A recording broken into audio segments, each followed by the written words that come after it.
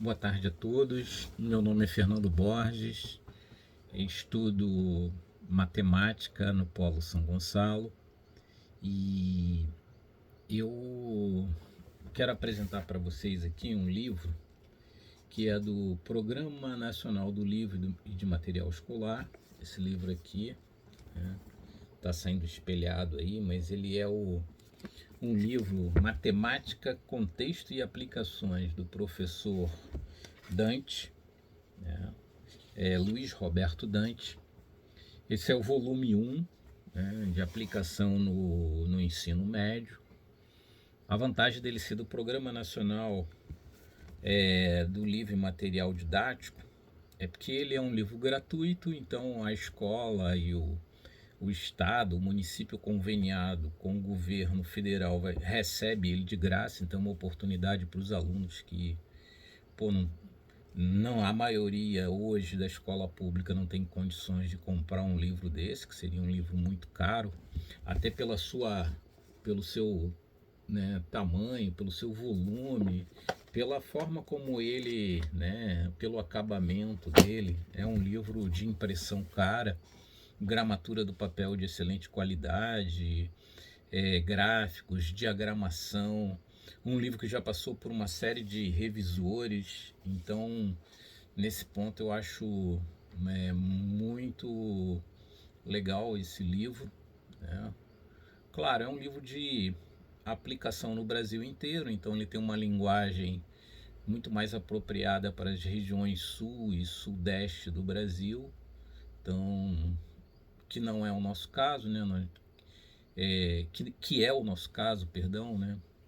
Não seria o nosso caso se a gente tivesse em outra região, que talvez não fosse tão, a linguagem não fosse tão boa, né, para o nosso aluno, mas ele então tem essa, nós contamos com esse privilégio, né?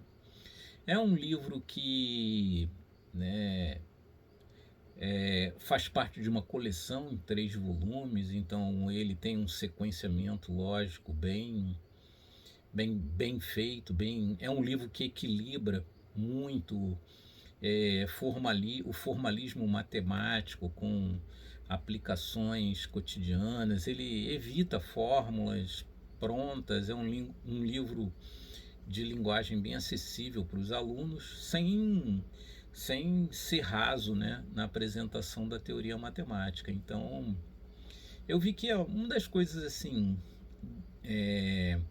deficientes é que ele ainda tem aquele vício de não dar ao aluno diferentes visões, diferentes representações semiológicas para um conceito matemático, né? O que faz com que o aluno se apegue à visão que o autor passa, né? Isso faz com que o aluno não, né, veja no conceito matemático só aquele exemplo concreto que o professor menciona. Mas ele, a princípio, ele tem 2 capítulos introdutórios que ele faz uma revisão inicial, né, de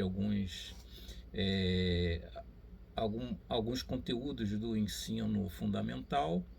Depois ele segue já para a sequência clássica do ensino médio. Ele vai apresentar aqui no volume 1 funções. Então ele vai desde do conceito de função, né, função afim, quadrática, inversa, toda injeção, bijeção, sobrejeção. Ele vai falando de todos os conceitos, chega até a função logarítmica. Então ele passa por todas as funções, né, função modular. E os capítulos finais aí ele vai já entrar em alguns assuntos que são temas de um segundo ano, né? Falar de progressões, fala um pouco de trigonometria, né? Funções trigonométricas, e fecha com matemática financeira e isso, não, e geometria plana. Então ele tem aí, né, ainda já temas que serão detalhados num segundo ano. Bem, Ele é rico em exercícios, os exercícios são bem calibrados. Claro, não deu tempo de ler todo o livro, mas eu li principalmente o capítulo da função quadrática, que é dos temas que o professor vem trabalhando em sala atualmente. E eu vi que os exercícios são bem calibrados, seguem uma sequência de complexidade. Ele tem exercícios complementares, questões do Enem, todos estão com respostas e todos estão bem. Os exercícios propostos estão bem resolvidos, né, dando ao aluno a oportunidade de aprofundamento. Então, nesse aspecto, eu acho que ele é bem legal, assim, porque, inclusive, ele dá oportunidade para o aluno que quer ir além daquilo que o professor apresenta, né, se autodesenvolver. E ele tem aplicações práticas, né, porque ele tem uma seção de aplicação, né, na vida real, né, que ele chama lá de aspectos sociais, né, ou seja, como a matemática pode ser aplicada em problemas práticos, né? Então, na função quadrática, ele vai lá mostrar ao aluno o desenho da parábola numa antena parabólica e vai dar ao aluno a oportunidade de ver aonde esse conceito que o professor está abstrato, que o professor está colocando numa sala de aula, ele associando isso ao dia a dia do aluno, ao cotidiano, né? Aquilo que ele vê, aquilo que ele tem no mundo real, né? Para associar esse conhecimento. Então, nesse aspecto, ele é bem legal, o livro, né? Então, ele tem uma... ele tem o autor tem um referencial bibliográfico muito interessante, porque você vê que ele cita, né, nas suas referências bibliográficas, autores consagrados, né, professores consagrados, livros consagrados, né? Ele cita Geraldo Ávila, que é um professor brasileiro com muitos títulos na área de educação matemática. Ele cita o História da Matemática, de Karl Boyer, né, que é um livro clássico da história da matemática.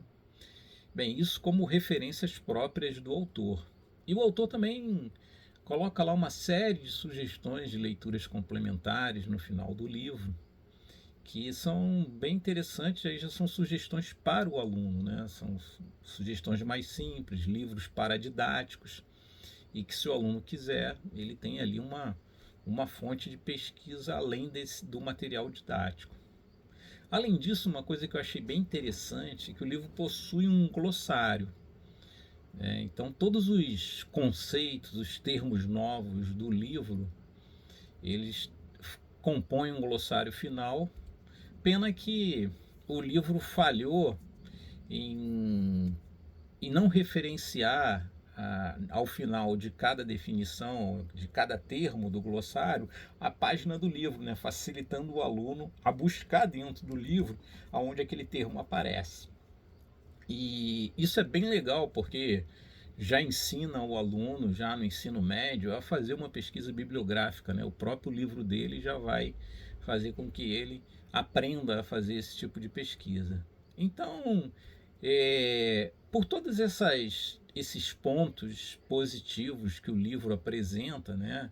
Qualidade dos gráficos, detalhamento das questões, eu proporia, né, a adoção desse livro como um material a ser aplicado no nosso curso.